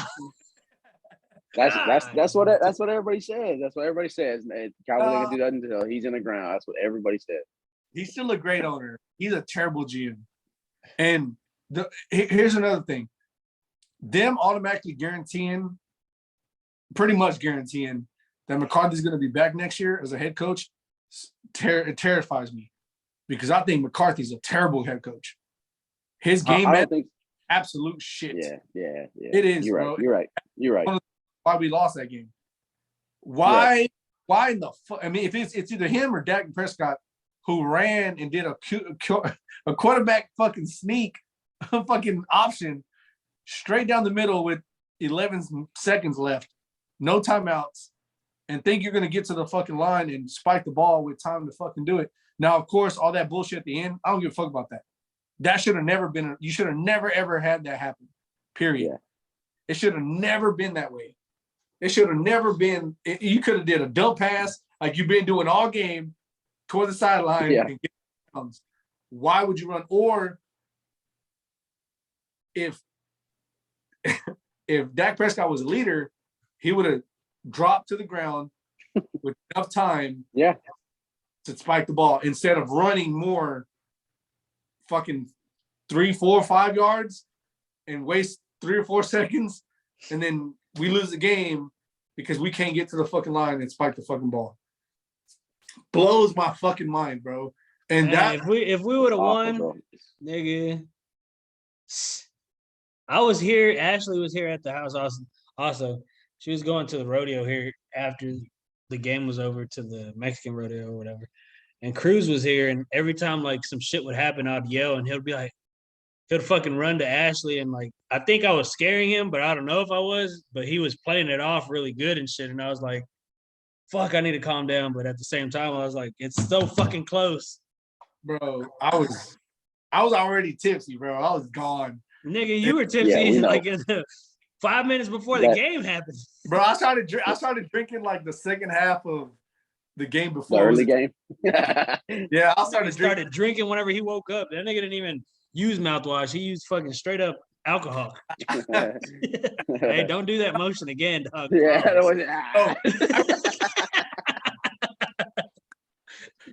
but I didn't see nothing positive since the game started. Right when the game, because I'm telling y'all, bro, we need to take advantage of these opportunities on offense to score these touchdowns, and then we'll win the game. When we failed the first, when we had the ball first drive, nigga, I was nervous. I was like, as fuck. I was like, nah. Yeah, I go, dude, this is not good. We're gonna lose this game. And then it kept going down, downhill. I was like, fuck. And then, like I was saying, if we go up, if we put up a lead on them, then our defense can play a little bit better, a little bit looser. Don't have to worry about shit. That cuts down on penalties because we're not trying to jump the fucking snap, things like this, which Randy Gregory had 2 of them, blatant as fuck. Hey, that holding call was bullshit, though. Now of course, the play where Parsons got hurt and got set and went to the tent, that was a push from behind that didn't get called. It was a block from the back, and nobody called it. But hey, were y'all excited whenever Nick Bosa, or what's his name, Bosa, went down? I was like, I was like, fuck yeah. I was relieved. I was like, yes now. But then again, he really didn't do shit before that. Yeah, you know what I'm saying? Yeah, I mean, one time, but I was like, yeah, it's cool. We have a chance, but we still needed to fucking show something, and we didn't. We didn't show shit. Defense didn't do shit. Offense obviously didn't do shit. The fucking team didn't do shit. No, I mean, again, I'm gonna tell you this. Penalties hurt, and a lot of it was on defense, and that sucks. But still, you give up 23 points in the playoff game with an offense like ours, we should still win this game. And I thought it was going to be like the fucking Arizona. I mean, it pretty much was like the Arizona game, but I thought we were going to come out victorious. Yeah. The play at the end, people are talking about, oh, we make this catch, bro. If you see how many times Cedric Wilson has to adjust to even try to attempt to catch that ball, yeah, fucking, I think he adjusts he adjusts like 2 or 3 times. He's running time. Then he turns around, then he has to come back in and then dive for the ball. That shit's crazy, bro. Like, that shit was so off. It makes, I don't know, it's so sad. That's like that's just like those passes, you know, with my baseball background, when they teach you how to catch a pop fly, if you're running in a direction and you overrun it, you're never supposed to turn your head and stop looking at the ball. if that makes sense. So you keep your eye on the ball, you turn your body the other way instead of like turning your head the other way because you lose the ball. And Cedric didn't have a choice. Like, yeah, he didn't have it. Like where Dak put the ball. I mean, of course, it was a hard throw because he was on the run and under pressure. And it was because if he would have turned his body, he would have fell immediately because his body, the way his body was moving, he wouldn't have been able to adjust to catch that ball. He would have fell right where he turned. Yeah, and that was just the like maybe only Michael Gallup makes that play because he makes just incredible plays. Yeah, that's what I'm saying. Like Cedric Wilson had no chance of catching that ball. No, I don't think any receiver would have caught that ball. No, but the only way a receiver would have caught that ball is if he would have underran that route, where he would have given him the chance to catch that ball in a better position. But in running that route fully, like any other receiver would have, no way in hell that would have actually happened for sure at all. I don't. Yeah, that was a tough game, and I was an emotional wreck after that game. I didn't want to talk to nobody. I ain't watch no other games. Honestly, I was mad, bro. What'd you say? Highlights. You said what? I said I'm probably not going to catch no other game in the NFL. I'm just going to catch. I don't even want to. I have no desire. I've been off of social media this whole time because I'm tired of people posting 49er bullshit. Like, I got put in jail because of the 49er bullshit. I have no desire to look at any offseason, no draft, no NFL, no. I don't even care. I don't even care. Green Bay's gonna win it all. I don't even care, dog. Green Bay ain't winning, dog.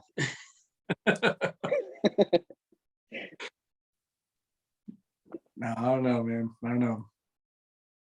But I don't know. That's really all I had on the Cowboys, man, is just, kind of go over in their cap some of their decisions. Of course, it's early, still playoffs. They just come off the loss. So still plenty of time to go through all this other stuff, man. So I don't know. That's all really I had. I mean, you want to kind of talk a little bit more about anything? I'm gonna go refill. Yeah, no, man, that's all I got on for real, man. Damn. It's hard to be a fan. It's hard to be a fan. It is. Like I told you earlier, though, I don't think I'd ever switch up. But damn, son, I can't buy into them no more like that until they show me something else. For real. That was awful, man. That was hard to watch. For sure. Yeah, I was fucking pissed. I was like, God damn it. Here I was thinking that they were going to beat my wife after that game. Huh? I almost beat my wife after that game. Shit, I would have. But shit, she was miserable too, so it's all good. Yeah, she was miserable first because the fucking Eagles got blown out. Yeah, that was a bad game. I was happy, but I'm a strong believer in like karma and all that. So I knew, like, man, if I'm happy for this game, then I know that's gonna put bad karma on me. So I'm just not gonna say nothing. I'm not gonna talk shit. I'm not gonna do nothing. Yeah, so you're the reason why we lost. Probably. You're the reason why we lost, dog. Probably. Did you wear your white jersey? Yep. I whited out the house, nigga. I fucking put my white jersey on and everything. I was like, fuck this, we gonna do the damn thing. Sure enough, we did it. Yeah, I wore my Dak jersey and we won. Like I didn't wear it. I wore it for the Eagles game that we won. I didn't wear it against the Cardinals, but I wore it the game before that we won too. So I was like, okay, I'm gonna wear this Dak jersey. I put on same shit, everything. I told myself I'll never be superstitious again, but I fucking did it anyway. And look where it got me. Nowhere. Fucking L. Fat L. It's all right. It's all right. Mine in. I had to plug mine in. That's why I went off earlier, because My shit gave me that 20, Oh, that 20 fucking that bullshit. All right, so man, I'm done talking about the Cowboys, honestly. I should throw this fucking hat. You know, switch my hat out. You know, I'm gonna switch my hat. Hey, put the Spurs one on.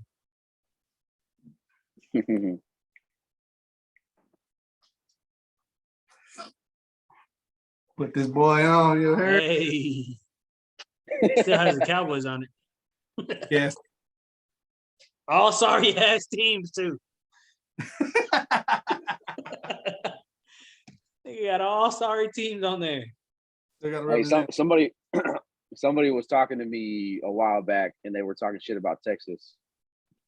Who was it? I would have slapped the shit out of him. I can't remember who it was. I think it was somebody we worked with. I just can't remember who it was, but they were like, I don't know why everybody is like all about Texas. Like Texas ain't shit. He was like, Whataburger ain't shit. He was like, all the sports teams are shit. I was like, damn, boy, you coming from my neck right now. They shit right now, though. That's what I'm saying. We're in a slump over here in the South. It's all right. It's all right. We're going to come back. Cowboys going to win another one. Fucking Spurs going to win another one. I ain't going to say the Mavericks because they ain't no shit. Nah, yeah, Mavericks, they're struggling, bro. Like, they better find a way to fucking attract a good trade or some shit because the current roster they got, bro, nah, not even close at all. Like, and I feel bad for Luka, and I think Luka's gonna be loyal only because Dirk was loyal. But then again, he's a Gen Z guy, so I don't even know. His favorite player is Man. LeBron, ain't it? Yeah, his favorite player is LeBron. Yeah, so he bouncing. That nigga gone. Hey, you know what's so funny? Is that shit's right though. Like that shit's so funny. Like LeBron. Hey, I want to say this. This is off the basketball shit. This is off the Mavs and all that shit. But since you brought up the fumbles and shit that Dak had and all that, whatever. Yeah. I just want to say because I pulled it up, but he led the NFL in fumbles, 14. Like, bro, I mean, I don't know. I mean, we have to do extensive research, but I'm pretty sure he's probably the only guy that signed a fucking $100 million contract that led the league in fumbles the next year, despite whatever position he was in. That shit's it was say, bro, I seen that he had 14 fumbles. I'm like, nah, bro. So I went game by game, and I'm like, dog, he had 14 fumbles, bro. 14 fumbles. He led the league in fumble. It was Dak was number 1, Derek Carr number 2, Kyler Murray, Kirk Cousins, Justin Fields, and Big Ben. Those are the top 6. There ain't no elite quarterback on that list at all. Like number, let's see, 9. 5 were in playoff. You don't think Kyler Murray's an elite quarterback?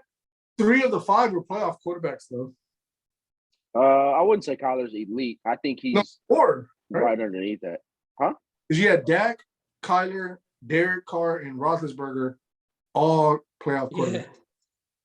Yeah. This nigga just still mad about the loss. I am. Bro, I am too, bro. Like I said, I don't know. Like I said, I don't even want to look at anything that has anything to do with the NFL or nothing, bro. Nigga, I was getting tagged all on Facebook by niggas like, why is Brian so quiet right now? Like, bitch, I'm in jail. What the fuck you talking about?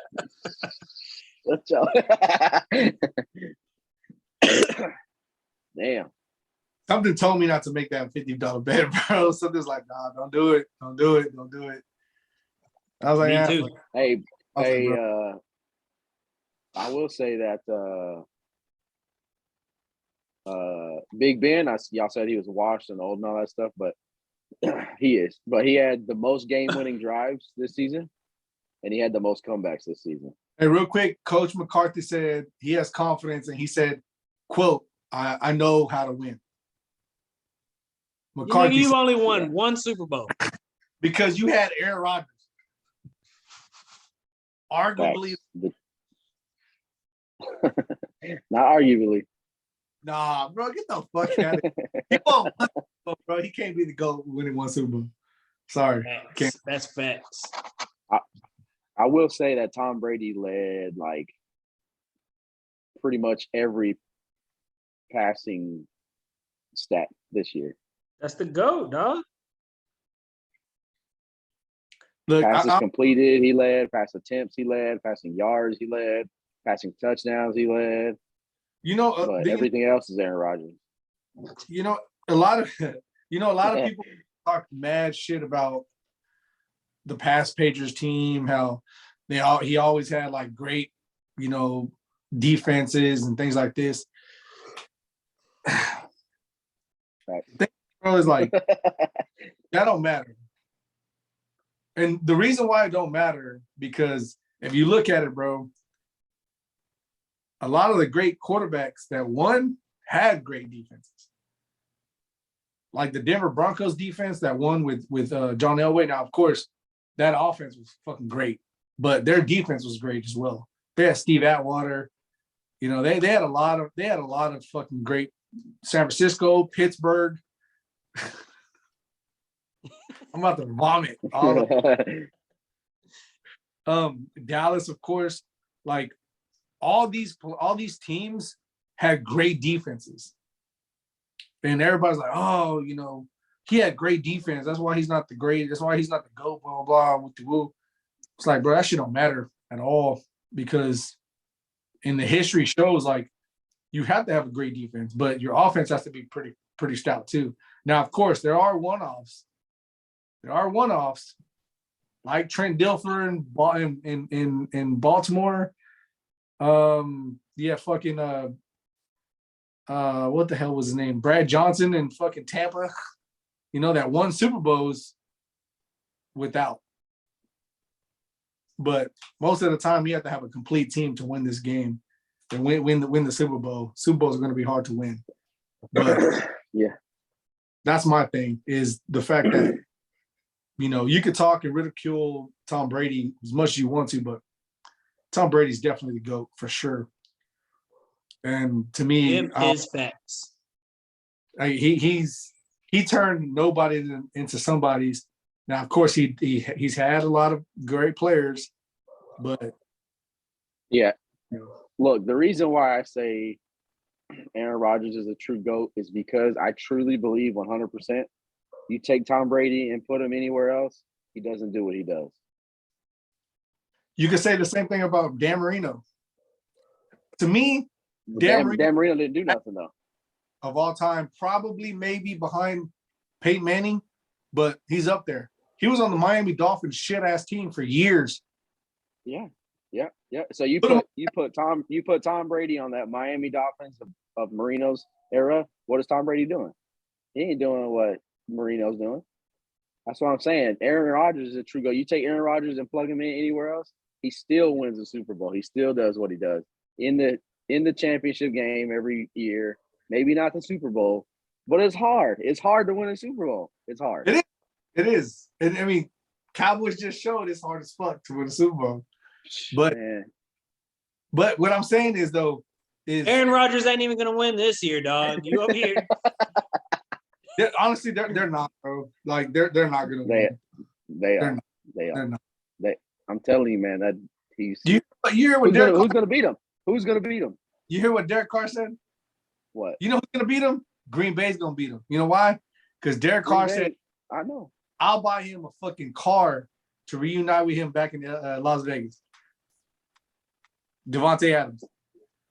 So I think Devontae Adams is gonna kill that team from within, blow a game or two, so he can go to Las Vegas. No, are you kidding me, bro?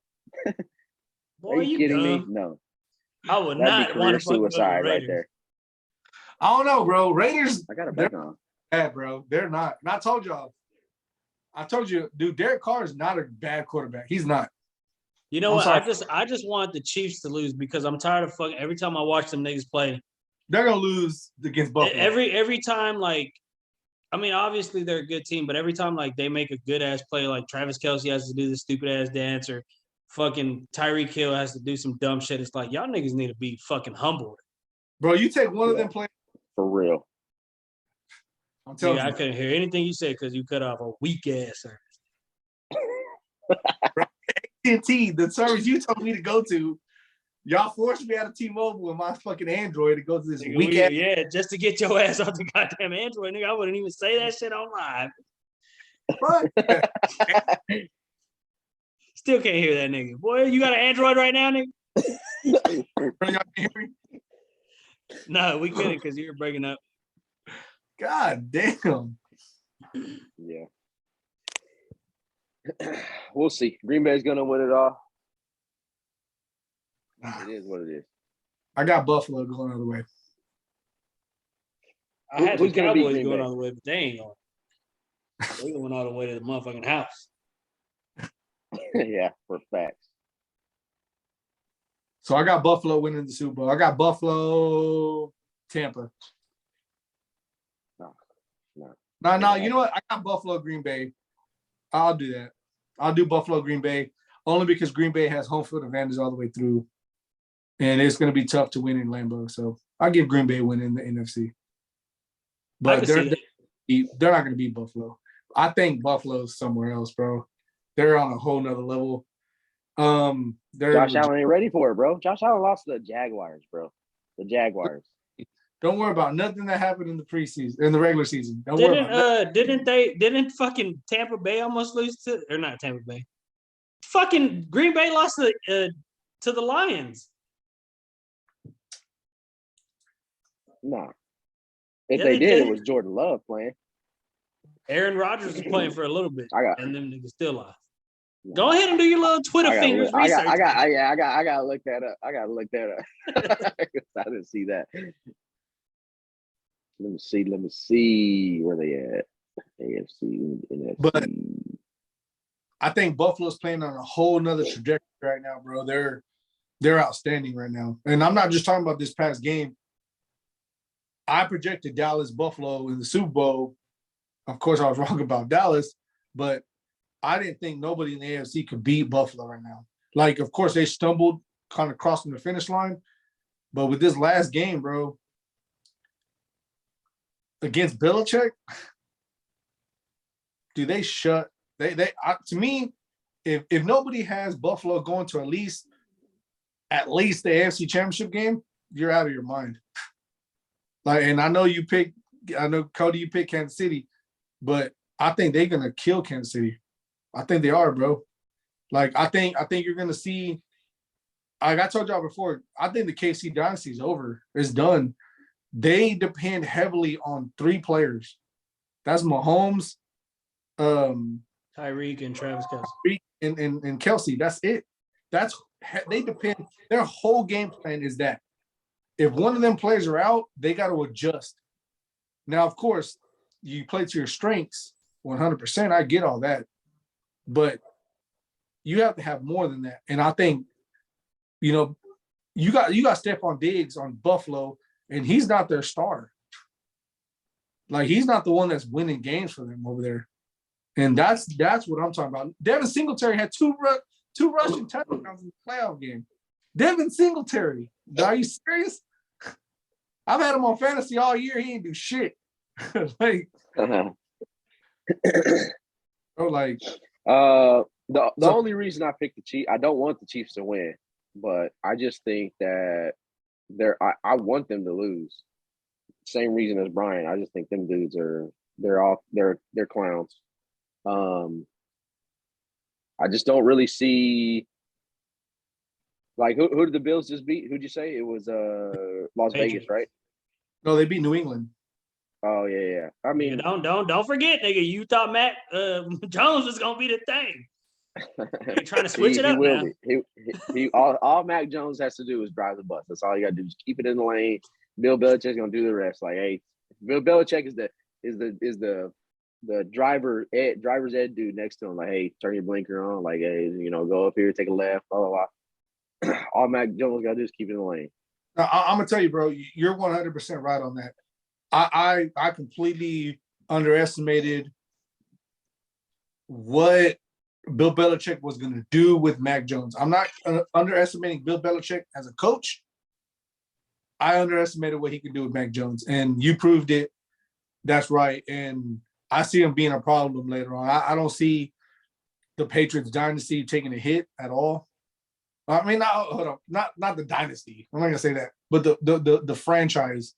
I don't see them taking it as bad as what I projected. I thought they were gonna be shit without Tom Brady, and with Mac Jones, I think they have a great chance to still be in that playoff hunt every year. Competitive. I'm not saying they're gonna go to 12 Super Bowls in 20 years like they did, but you projected Belichick was gonna take Mac Jones or into the Super. Oh, I believe he will. I believe he can do it. For ain't sure, gonna happen. 100%. You want to put some money on it? 100%. Well, you got to give me a time frame. What are we gonna do? We're gonna do like a 10-year bet. Damn. His whole career. Me and David got that kind of bet going on. We do have that. We have like an unlimited bet going on. Ain't nobody ever gonna win that motherfucker. For real, dog. That shit. We have to be like, who gets the closest with the next 5 years, dog? Nah, hell no, because Spurs ain't gonna do that. Nah, you never know, bro. They got Hernan Gomez, bro. Nigga. Who? Exactly. Y'all got a second round pick out of it. Okay. Nigga. We need a Ginobili. We need a fucking Parker, and we need a Tim Duncan. Duncan, that's what y'all need. But yeah, we'll see. We'll see what we'll see. I don't want the Chiefs to win. I don't know. We'll see. I mean, I don't think I mean, they have a great chance to win just because their star quality and who they have on their team. But I think Buffalo's playing at a whole nother level. I think Josh Allen's here to prove a point that he's going to be a problem going forward. I think he's like one of the next elite. I think he's way better than Justin Herbert. I think people overprojected Justin Herbert. You yourself. Yeah. I mean, well, at first I was down on Herbert, and then I started looking, hearing, and I overprojected him for sure. Like I did 100%. And I'm eating my words for sure. But Josh Allen, I think he's going to be that guy. Like he's going to be one of them guys where I hate to say it. I hate to say it, but I see him as a Jim Kelly type where he's going to be that great Buffalo quarterback. But I think he will be able to get it done. And not Jim Kelly. I think he's definitely got the talent. He's got the talent to do it. I think so. Kelly and that team, that whole team was great. Was that the 90s Bills? That was the 90 Bills that went 4 straight and lost twice to the Cowboys, once to the Giants, and once to the Redskins. And, yeah, they lost to the East 4 straight years.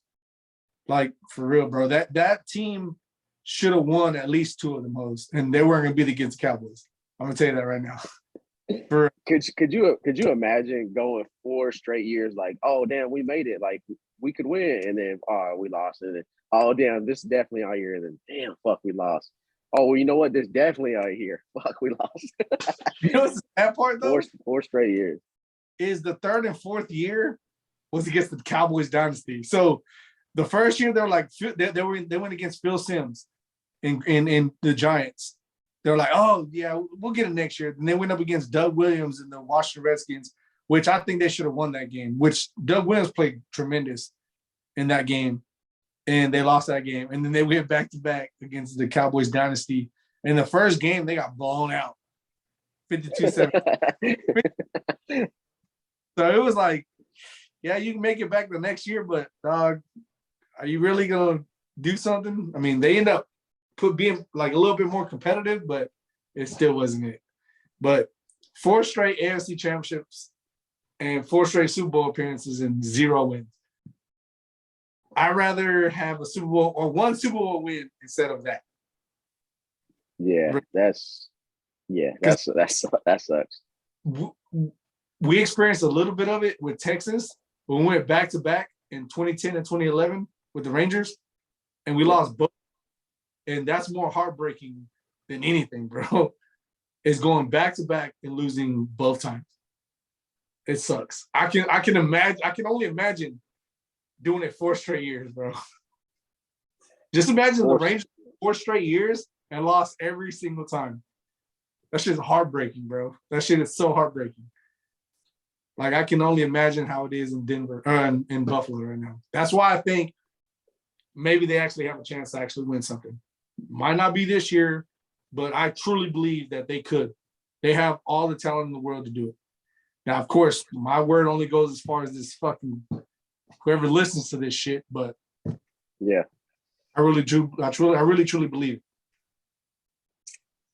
They could. I mean, that defense is stout. I think Josh Allen's got the talent to do it, man. I don't know. It's just something about like when you watch the Buffalo Bills, they just don't pop off the screen to me like the Chiefs do. But that's how it's supposed to be. Like look at I mean, of course they didn't win, but the Chicago Bears with Brian Urlacher with Rex Grossman, that shit didn't pop off the page for you. But they went to the Super Bowl. Of course, they lost to Peyton Manning and the Colts, but that's beside the point. Like, they don't have to do that. They don't have to pop off the page for you, because that's where you separate the teams, because what Buffalo possesses is a whole team aspect. That's what I thought the Cowboys had. I thought the Cowboys came into collectively and had it, all these interviews, all this stuff, it was all projected to be the Cowboys going to be collectively as a team. They were going to do everything they had to do to make this a Super Bowl winning team. That failed 2 or 3, 4 fucking weeks left in the season. That went out. That went out the drain. They started playing these weak ass teams and they started blowing them out, and everybody got that hype train going again. But like when they beat Washington, I was like, oh, let's wait, bro. They just beat Washington, dog. When they beat the Eagles, like they beat the Eagles, bro. Let's not be so whatever about it. Like that's now. If they were the team that I thought they were going to be, I don't give a fuck who they played in the first round. They would have beat them.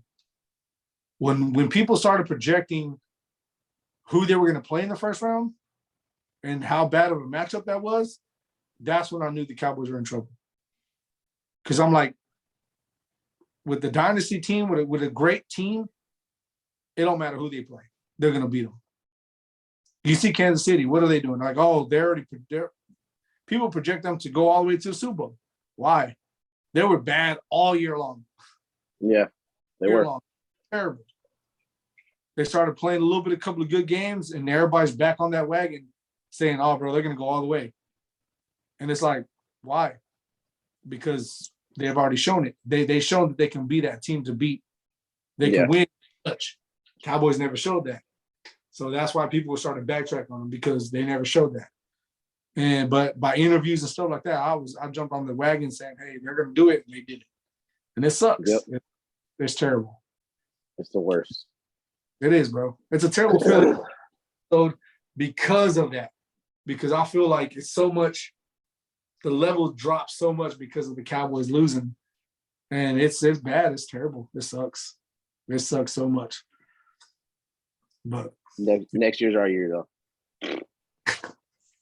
Hey, let's just wait till we get all that. But we're not going to be able to do this next week, obviously, because me and Brian are on call. So we don't even want to even put that out. Do it.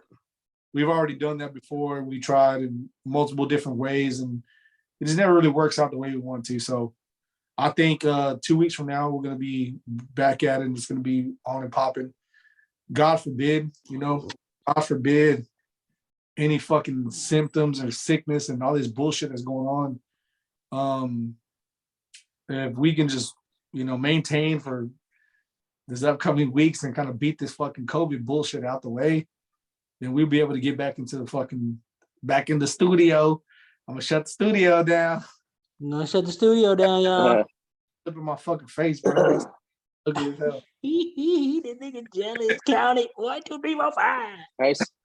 So y'all go on call Friday, right? This Friday. See me home. Okay. All right. So I go on call on the 4th, which is not next week, but the week after that. So yeah. Okay. So cool. We'll at least be able to get one episode in, before, and like I said, it'll be great to get back in the regular fucking the groove again. Everybody places one time, and we'll be able to feed off each other a little bit more. But again, we got. I don't think we're ever gonna finish this fucking disc bracket, but we're gonna be able to finish this disc bracket at least this next round. And then we got top 5 Linkin Park, and then beyond that, we got a fucking even harder one to me. Pause. Don't say it though. Even though I already got mine. It's gonna be a top 10. Yeah, it's gonna be a top 10. It's gonna be even harder than we've ever done before. Pause. Definitely pause. Everything I'm gonna say is gonna be pause. Oh shit. It's gonna be tough. There you go. Yeah. Is that better? All right, it's gonna be tough. There you go. That nigga David said it's gonna be hard. Want some wine, baby? How about a little cognac? But we definitely do some movies too, bro. We need to do something different. We need to switch some shit up. But like I said, I know we all kind of talked about it before. I think it'll be a great idea if we kind of do our regular normal segment type shit and then end it with some kind of freestyle episode, because last episode we started the last freestyle episode we actually Brian brought up a great conversation that we can continue to go on and on and on and on and on and on about. Yeah, we're gonna pick that back up. Yes, we definitely are. So what I was thinking is like we can do that after every episode and try to do like a mini freestyle episode every episode. So we can kind of switch from our normal segmented like lineup and then go into like a freestyle episode every week. And I'm only throwing that out there to people, whoever listens, if y'all even care what y'all think about that, because I think it's good. I think it'll kind of break us away from our segmented kind of lineup, but I think that'll be good. I think that'll give listeners and audience like different kind of like perspective and not kind of like singled in on one type of topic, and that kind of gives them ability toward the end of it. So hopefully we can try to do something like that. Now of course we can still do a full complete episode of just freestyle and just kind of go off on it, but I think right now is in our groove, man. We're trying to find out what we need to do as far as a podcast and trying to figure out what we what direction we need to go and try to establish a name for ourselves. But again, I appreciate everybody kind of like sticking with us. And, of course, I'm sorry for, this month-long hiatus. It feels like month and a half. It feels like shit sucks. COVID's a big out. Everybody be safe out there, man. Honestly, like you never know who has it, who, people can have it and just still be out there walking around, not giving a shit, not wearing a mask, not doing anything, just acting like nothing exists, but it does for sure. I know a lot of people already who've been having it, who had it before. It's not a joke. It sucks like a motherfucker. That's why they're in. But god damn, boy, it sound like the motherfucking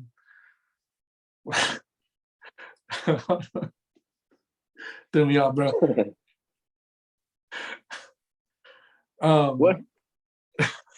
What burping hard? Ooh. That's why, boy, you drinking that QT drink.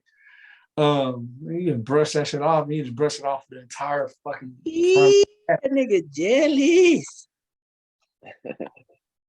But again, like I said, appreciate everybody sticking with us. I appreciate all the supporters sticking with us, and hopefully this kind of, fills that void that we had before, weeks and weeks going without a podcast or whatever. I know it's kind of a little different from the norm, and we're definitely going to get back to it, and we're going to keep it going, and it's going to be, we got some good shows to come for sure. So, B, Cody, y'all got anything? Yeah, I just want to say shout out to the wifey. She started back school again yesterday. She took her first test today and she got a 100. So, hell yeah. After I get off call, she gonna get dick down. You know what I'm saying?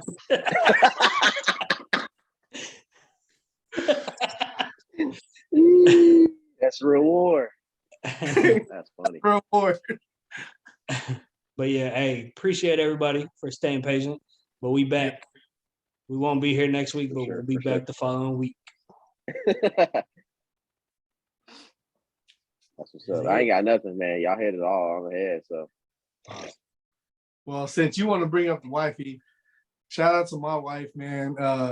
When I was sick, she was there for me.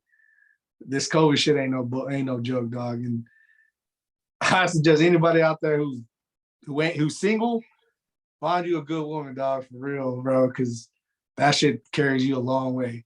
Dead ass. It sucks dealing with COVID on a single tip and trying to do all this shit by yourself when you got COVID and shit. It shit sucks. I heard that nigga David was in the fetal position with his finger in his fucking mouth. Thumb in his mouth. Oh no. I believe it. Yeah.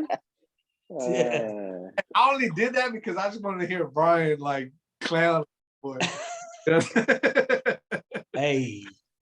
Nah, but hey, salute to everybody who dealt with it. Oh shit, get that Philadelphia out the crib. Get that ass out of here. They're talking shit. Oh, yo, these ain't fucking pillows. You see that shit? God damn. That nigga broke his hand doing that shit. Anyway, that's a little inside thing, whatever.